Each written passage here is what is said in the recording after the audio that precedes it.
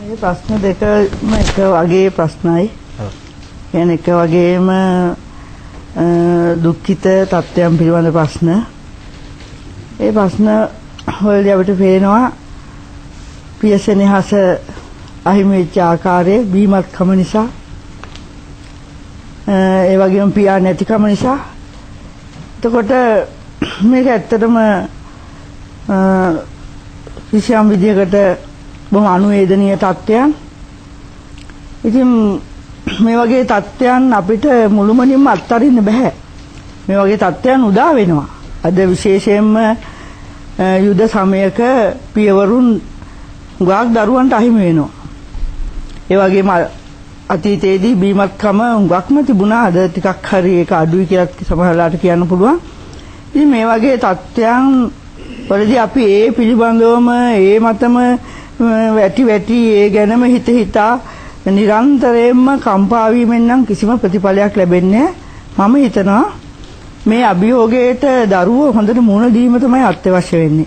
අද අභියෝගයේ යුගය, යහපතේ හා අයහපතේ යුගය, අඳුරේ හා ආලෝකයේ යුගය, ආත්මාර්ථයේ හා පරාර්ථයේ යුගය, ක්‍රූරත්වයේ හා කාරුණිකත්වයේ යුගය.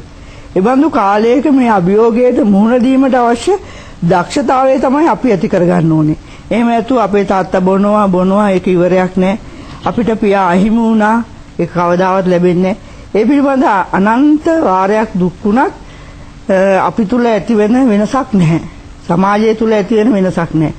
අපේ දරු පරපුර අද මං හිතන්නේ උගා බුද්ධිමත් පෙරට වඩා ඔවුන්ට මේ අභියෝගයේ ජය ගන්න අවශ්‍ය ශක්තිය දැන් ලැබෙනවා. විශේෂයෙන්ම ධනාත්මක චින්තනය ඔස්සේ. මනුෂ්‍යත්වයේ අමතක වූ මෙහෙවර තමයි ධනාත්මක චින්තනය කියන්නේ. ෆොගටන් මිෂන් කියලා කියනවා. අමතක වූ මෙහෙවර. මනුෂ්‍යත්වයේ උපරිම උසස් තලයට පත් කිරීමට තමයි ධනාත්මක චින්තනය තියෙන්නේ. ඒ මනුෂ්‍යත්වයේ උත්තරීය තලයට පත් කිරීමට නම් අපිට අහිමි වූ දේවල් ගැන කම්පා වීම නෙවෙයි කල යුත්තේ.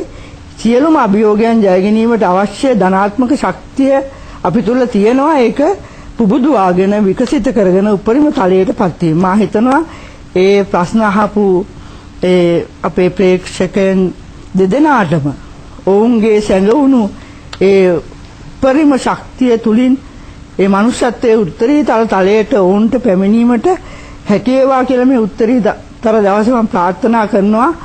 ඒ අභියෝගයට මුහුණ දෙන්නට ඉඳ කීලයක් ලෙස ඔවුන්ට පුළුවන් වෙයි කියලා මම මේ ඊටාම උතුම් දවසේ ප්‍රාර්ථනා කරනවා. අතකෝරළ මහත්මිය, ඔබතුමිය දයාබර අම්මා කෙනෙක්, භාර්යාවක්, ඒ වගේම දියණියක්, ඔබටත් ආදරණීය තාත්තා කෙනෙක් හිටියා. දැන් මේ වැඩසටහන බලාගෙන ඇති තාත්තලා විවිධ මට්ටම් වල, විවිධ අධ්‍යාපන මට්ටම් වල, විවිධ ආර්ථික මට්ටම් වල තාත්තලා අද දොරමඩලා බලාගෙන ඉන්නවා. සමහර තාත්තලා හිතනවා ආමුදුරෝ කියනවා බොහොම හොඳයි, පියතුමා කියනේවත් බොහොම හොඳයි, නෝනත් හොඳ කාරණා ටිකක් කිව්වා. නමුත් කොහොමද මේ ටික කරන්නේ? මමත් කැමතියි හොඳ තාත්තා කෙනෙක් වෙන්න. හොඳට ජීවත් වෙන්න මාත් කැමතියි. නමුත් මේවා ක්‍රියාත්මක කරන්න හරි අමාරුයි. මෙහෙම ලොකු බරක් ඔළුවේ දාගන්න අයට මනෝවිද්‍යානුකූලවම යම් පිළිතුරක් දෙන්න පුළුවන්. පුංචියට පියවරෙන් පියවර හොඳ තාත්තා කෙනෙක් වීම ආරම්භ කරන්නේ කොතනින්ද? හොඳ දරුවෙක් වීම ආරම්භ කරන්නේ කොතනින්ද? හොඳ දරුවෙක් තමයි හොඳ තාත්තා කෙනෙක් බවට පත් වෙන්නේ. ඔබතුමියට ඒකටත් යම් පිළිතුරක් දෙන්න හැකියාව තියෙනවා. හොඳ තාත්තා කෙනෙක්ගෙන් තමයි හොඳ දරුවෙක් බිහි වෙන්නේ. ඊට පස්සේ දරුවගෙන් නැවත තාත්තා කෙනෙක් බිහි වෙනවා. ඒක තමයි ක්‍රමය. ඒතර මම අර ඉස්සෙල්ලා 6 සංකල්පයක් කිව්වා වගේ ඒක මතක තියාගන්න පුළුවන් නේ. මොකද අපි කියන දේවල් හුඟක් වෙලාවට ඒ කණින් අහලා මේ කණින් පිට වෙන අවස්ථාවක් තියෙනවා. සමහරවිට මේ නිදිමත වෙලාව හින්දා මේව අමතක වෙන අවස්ථා හරියට වැඩි. ඉතින් ඒ නිසා මම මේ පිළිතුරක් ලේසියෙන් මතක තියාගන්න පුළුවන් විදිහට දෙන්නයි සූදානම් වෙන්නේ. සයනු 3ක් සහ අයන්නක් තුලින්. කියන්නේ සයන 3 කියන්නේ පියතුමෙක්ට පුළුවන් සයන්නෙන් එන සංකල්ප 3ක් ඔස්සේ මේ ක්‍රියාමාර්ගය ගන්න. පළවෙනි එක තමයි සහකම්පනය. ඒ කියන්නේ සහකම්පනයක් නැත්තම් කිසිම දෙයක් කරන්න බෑ. ඔය බීමත්කමට උනත් පැටිච්ච පියවරු උඟක් සහකම්පනය අඩු නිසා තමයි ඒ අය ඒ ක්‍රියාමාර්ගයේ දිගින් දිගටම නිරත වෙලා ඉන්නේ. සහකම්පනය කියන්නේ දරුවන්ගේ වේදනාව Tamanට දැනෙන්න ඕන. භාර්යාවගේ වේදනාව දැනෙන්න ඕන. අන්‍යයන්ගේ කම්පනය Tamanට දැනෙනවා නම් ඒ සහකම්පනයේ තුලින් පියතුමෙකුට පුළුවන් සහකම්පන හැඟීම ඇති කරගන්න උත්සාහ කරොත් ඒක සමහරවිට ටිකක් තියෙනවා සමහරවිට ඇත්තම නැති අයත් ඉන්නවා. නමුත් අපි උත්සාහ කරොත් අපිට පුළුවන් අනුන්ගේ දුක හඳුනා ගන්න, වේදනාව හඳුනා ගන්න, ඒ සහකම්පනය තුලින් පුළුවන් අපි දරුවන් ගැන හිතන ආකාරය වෙනස් කරන්න. බිරිඳ ගැන හිතන ආකාරය වෙනස් කරන්න. ඒතකොට මේ සහකම්පනය තුලින් අපිට ගොඩාක් දේවල් කරන්න පුළුවන්. සහකම්පනය ඇති කරගත්තොත් අපිට ඔවුන්ගේ දුකේදී පිහිට වෙන්න ඒ සහකම්පනයත් එක්කම අත්වැල් බැඳගෙන යනවා සහයෝගය. සහකම්පනය තියෙන කෙනා තමයි සහයෝගය දක්වන්නේ. සහකම්පනයක් නැති අයට සහයෝගයක් ඇති වෙන්නේ නැහැ. මොකද කාගේවත් දුකක් තේරෙන්නේ නැහනේ. සමහර බිරිඳ දවස පුරාම වැඩ කරනවා. දවස පුරාම උපයන්න මහන්සි වෙනවා. සමාජ කටයුතු කරන්නෙත් බිරිඳ, ගෙදර කටයුතු කරන්නෙත් බිරිඳ, උපයන්නෙත් බිරිඳ, හැම දෙයකම පොඩි ඇස්සීමක් තිබුණත් බොහෝ කාන්තාවන් තමයි යන්නේ. ඉතින් සමහර පියවරුන්ට සහකම්පනයක් නැති නිසා ඒගොල්ලෝ කවදාවත් දරුවන්ගේ පාසලක රැස්වීමකටවත් සහභාගී වෙන්නේ නැහැ. නමුත් සහකම්පනය පොඩ හරි ඇති කරගත්තොත් අපිට පුළුවන් සහයෝගය දක්වන්න. පියවරුන්ට පුළුවන් වෙනවා වුන් දක්වන සහයෝගය. ඇත්තටම හුඟක් හොඳ සහයෝගය දක්වන පියවරුන් අප අතර ඉන්නවා. බිරිඳට කෑම උයන්න උදව් වෙන, අස් කරන්න උදව් වෙන, දරුවන්ගේ ඇඳුම් පැළඳුම් පවා හොඳට මැදලා හරිගස්සලා දෙන, වැඩිහිටි දරුවන්ට පවා උදව් කරන, දරුවන්ගේ දරුවන් පවා හදා වඩා ගන්න උදව් කරන පියවරුන් අප සමාජයේ ඉන්නවා. ඒක හරි වාසනාවක්. එතකොට මේ தත්ත්වය ඇති කරන්න සහකම්පනය අපි වැඩි කරගත්තොත් සහයෝගය දවසෙන් දවස වැඩි වෙන්න පුළුවන්. ඒ සහකම්පනයේ සහයෝගය සහ sannivedanaye. sannivedanaye අත්‍යවශ්‍ය දෙයක් අද නැත්තේමත් ඒක. මොකද මේ මාධ්‍ය ජාලය නිසා විවිධාකාර නාට්‍ය රසවින්දනය නිසා ඒ වගේම සංගීත රසවින්දනයන් නිසා අපිට sannivedanaye හුඟක් අඩු වෙනවා. කතා බහ කරන්න වෙලාවක් නැහැ. කතා බහ කරන්න ඕන වෙලාවක් නැහැ. දිගින් දිගටම කතා බහ නොකරන නිසා කතා බහ නොකරන තුෂ්ණීම්භූත සංස්කෘතියක් පෞල් සංස්ථාව තුළ බිහි වෙලා තියෙනවා. පියා ගෙදර එනවා, ලියුම් කියුම් ටික බලනවා, පත්තර ටික බලනවා, ඊළඟට රන් දෙපැයි බලනවා, ඊළඟට සංගීතය මේ අහනවා. ඊට පස්සේ ඉතින් දන්නේම නැහැ නිදිමත වෙනවා. ඉතින් කොහෙද දවස හැම දවසම ওই විදිහට ගෙවෙනකොට දවසෙන් දවසම මුනිවත රකින්න තුෂ්ණීම්භූත සංස්කෘතිය බිහිලා sannivedanaye නැත්තටම නැති වෙනවා.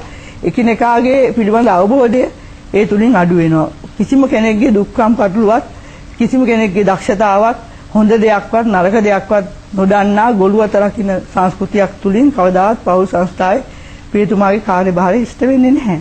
ඒ නිසා සහකම්පනය, sannivedanaye සහ සහයෝගය ඉතාම අවශ්‍යයි. අවසාන වශයෙන් මා කියන්නේ ඒ සියල්ලම එකට බැඳ තබන නූල තමයි අගය කිරීම. අද කොතන බැලුවත් අගය කිරීමක් නැහැ. දොස් දැකීම තමයි තියෙන්නේ. අවුරුදු 2500කට පෙර කෞසිමින කරුවක් කිව්වා තමා වරදසනෝ මෙරමා දොස්ම දිස්නේ මුවන් බැහැර නහමත් තමාමුත් උදක්නේ කිම් කියලා. ඒ වගේ අගය කිරීමක් නැහැ. වැරද්දක් තිබුණොත් නම් ඒක කියනවා. නිරන්තරයෙන්ම වැරදි හොයන අයත් ඉන්නවා. නැති වැරදි ඇති කරන අයත් ඉන්නවා. ඉතින් ඒ වෙනුවට පුංචි අගය කිරීමක් හරි. පියාට පුළුවන් නම් මව අගය කරන්න, මවට පුළුවන් නම් පියා අගය කරන්න, ඒ දෙන්නට පුළුවන් නම් දරුවෝ අගය කරන්න. ඉබේම දරුවෝ පියතුමාව ආදර්ශයට ගන්නවා, මව ආදර්ශයට ගන්නවා. ඒ අගය කිරීමත් එක්කම සම්බන්ධ වෙනවා උපස්තම්භනයේ මනෝවිද්‍යාත්මකව. ඊටාම වැදගත් උපස්තම්භනයේ තුලින් තමයි චර්යාව වෙනස් කරන්න පුළුවන්. පුංචි තෑග්ගක් හරි දෙන එක. පොඩි ප්‍රශංසාවක් හරි කරන එක. ඒ වගේම ප්‍රාථමික අගය කිරීම. ඒ වගේම ද්විතීයික අගය කිරීම කියලා මනෝවිද්‍යාවේ තියෙනවා. ඒ කියන්නේ අපිට පුළුවන් වචනයකින් අගය කරන්න. අපිට පුළුවන් ඉංග්‍රීසියෙන් අගය කරන්න. අපිට පුළුවන් කිසියම් පුංචි ත්‍යාගයකින් අගය කරන්න. පොඩි හිනහරැල්ලකින් අගය කරන්න. අපි සතයක්වත් යන්නේ නැති අගය කිරීම වෙනුවට අපි බලන්නේ ඉංග්‍රීසියෙන් හරි කිසියම් ඇනුම් පදයක් ඒවා එහෙම නැත්නම් අපහාසයක් උපහාසයක් කරන්නේ. ඒ වෙනුවට අපි පෞල් සංස්ථාව තුළ නිරන්තරයෙන්ම මව පියා අගය කිරීම, පියා මව අගය කිරීම, ඒ දෙදෙනා දරුවෝ අගය කිරීම සිදු වෙනවා නම් දරුවෝ විසින් ඇත්තටම දෙමාපියෝ අගය කරනවා. මේ සයන්නෙන් එන කරුණු තුනක් අයන්නෙන් එන අගය කිරීමත් එකතු වුණොත් මා හිතනවා මේ සියලුම මේ බාධක ජය ගන්න පුළුවන් වෙයි. හොඳයි. තෑග්ගක් දෙන්න අගය කරන්නට ගැටුම් සමනය කරගන්නට කාලයක් වුණා නම් ඒක තමයි මේ හොඳම කාලේ. ඒකට හොඳම කාලේ මේක. හෙට නත්තල් දවස අලුත් අවුරුද්දක් පටන් ගන්නවා තව දවස් කිහිපයකින්. මීට වඩා තවත් හොඳ කාලයක් කොහෙද? හෙට ඉඳලාම පටන් ගන්න පුළුවන්. ගෙදරක තාත්තයි පුතයි අතර, තාත්තයි දුවයි අතර එහෙම නැත්නම් තවත් මොකක් හරි ගැටුමක් තියෙනවා නම් ඒ හෙට ඉඳලා ඒ ගැටුම සමනය කරගන්න බැරි. අතුකෝරළ මහත්මිය කිව්වා වගේ පුංචි ප්‍රශංසාවක්, පුංචි අගය කිරීමක්, පුංචි තෑග්ගකින්ම මේ වැඩේ පටන් ගන්නට බැරියයි. දොරමඩලාවෙන් අපි ඒක යෝජනා කරනවා.